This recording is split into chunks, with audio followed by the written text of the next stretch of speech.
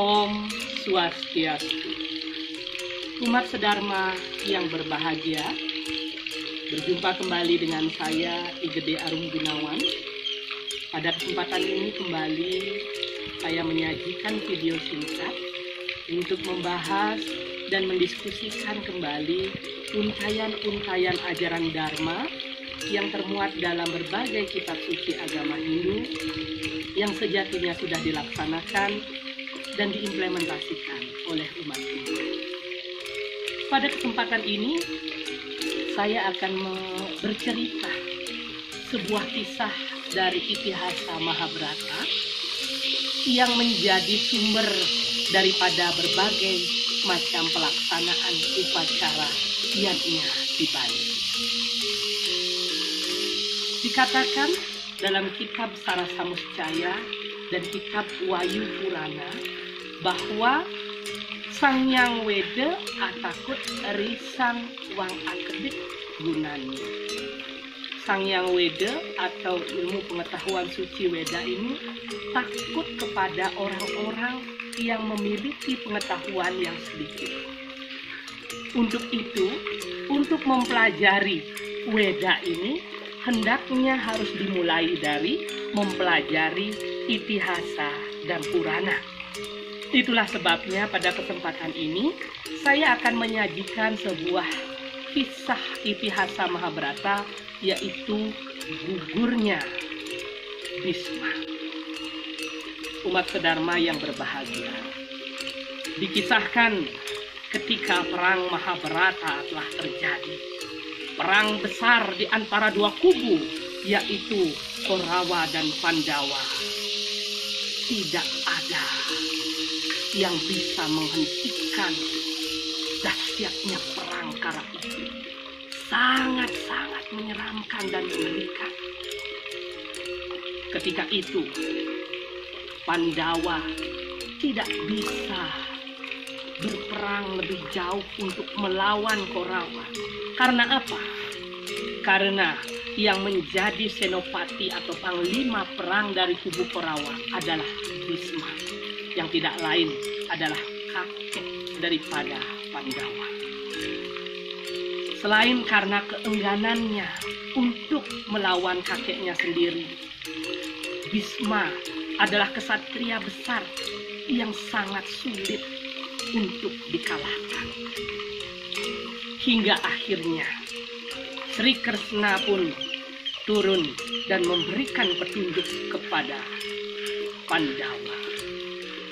Namun sebelum petunjuk itu diberikan, Sri Krishna telah berkata kepada Bhisma, menasehati Bhisma bahwa perang ini tidak akan berakhir kalau Bhisma tidak gugur dalam peperangan. Krishna menunjukkan berbagai macam kesalahan dan kekeliruan yang sudah dilakukan Bhisma.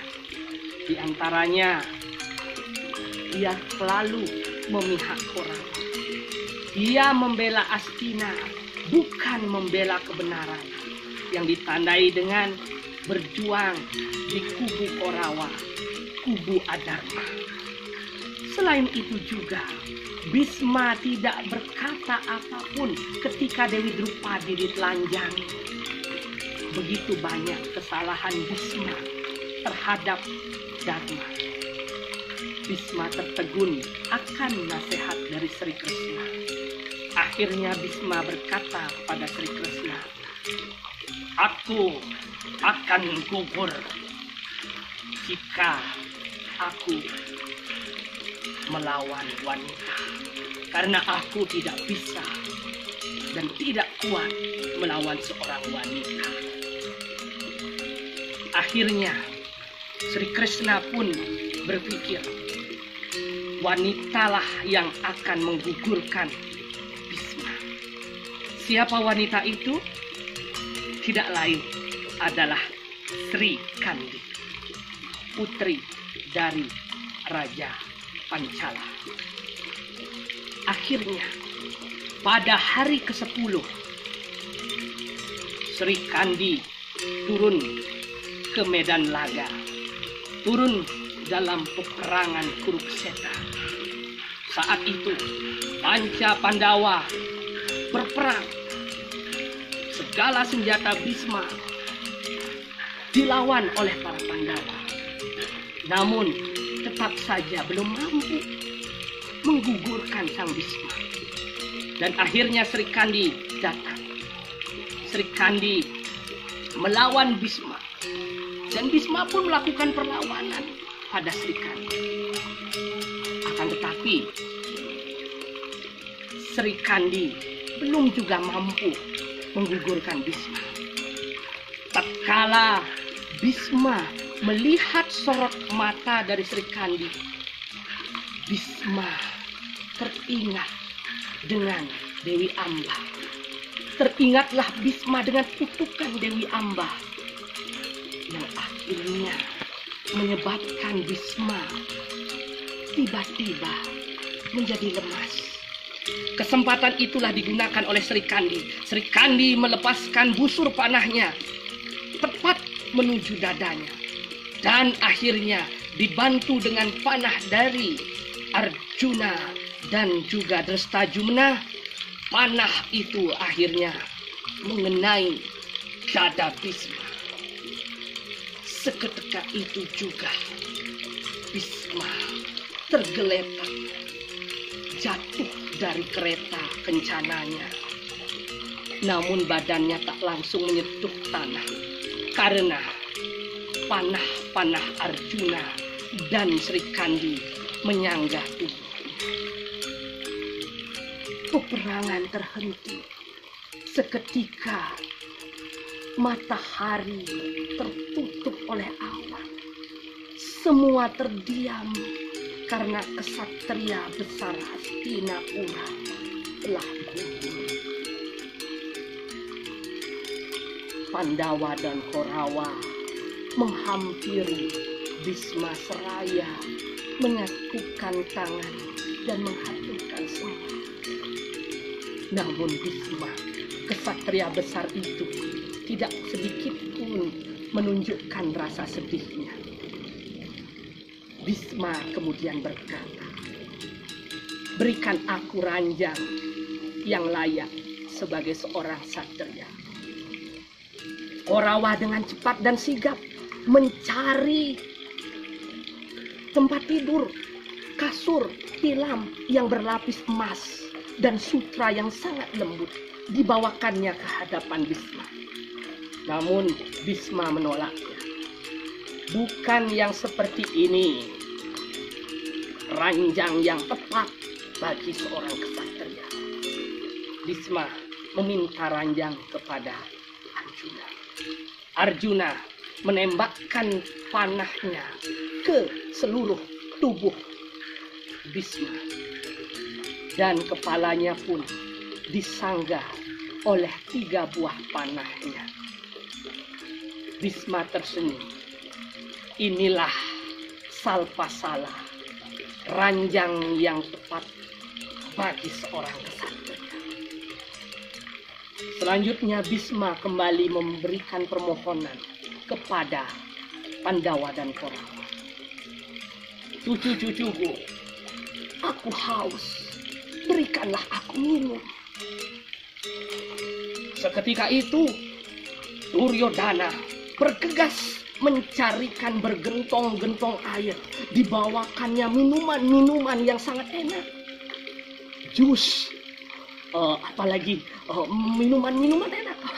Dibawakannya, "Ini kakek, aku berikan minuman kelas 1 kakek untuk menghapuskan segala dahagamu." Namun minuman-minuman yang dibawakan oleh para Korawa itu ditolak mentah-mentah oleh Bisma. Kemudian Bisma meminta air kepada Arjuna. Arjuna kembali mengambil busur panahnya, berdoa kepada Pertiwi. Kemudian memanahkan busur itu ke tanah. Dan seketika itu muncul air yang langsung mengucur tepat ke mulut Bisma. Bisma meminumnya dengan penuh gembira dan sukacita. Hingga akhirnya dahaganya terpuaskan. air itu pun hilang. Hingga akhirnya Bisma berkata kepada anak-anaknya, "Aku akan mencari waktu yang tepat untuk mati. Dan selama waktu yang tepat itu belum datang, biarkan jasadku berada di tengah Kurukshetra agar aku bisa melihat jalannya peperangan." Hadirin umat sedharma yang berbahagia, itulah penggalan kisah Bisma Parwa, yaitu gugurnya Bisma. Dari kisah itu dapat kita teladani bahwa sekuat apapun diri kita, sehebat apapun diri kita, kita tidak akan bisa menghindar dari kematian. Karena kematian itu pasti adanya. Yang kedua, dari kisah Mahabharata tadi, kita juga dapat belajar bahwa yang membunuh diri kita adalah 3 panah. Panah Sri Kandi, panah daripada Dananjaya atau Arjuna, dan panah dari Drestadyumna. Yang membuat kita tumbang di dunia ini adalah 1, wanita, 2, tahta atau kemasyuran, dan yang ketiga adalah kekuatan. Jika kita salah menggunakan pengetahuan, kita sombong akan tahta atau kedudukan yang kita miliki, kemenangan, kemasyuran, dan kita tidak bisa mengendalikan nafsu keinginan kita kepada wanita atau lawan jenis kita, maka di sanalah kematian itu akan menghampiri kita. Dan yang terakhir adalah dari kisah Bisma Parwa tadi, akhirnya kisah itu diimplementasikan dalam upakara dan uparengga di Bali, yaitu ketika upacara Pitrayadnya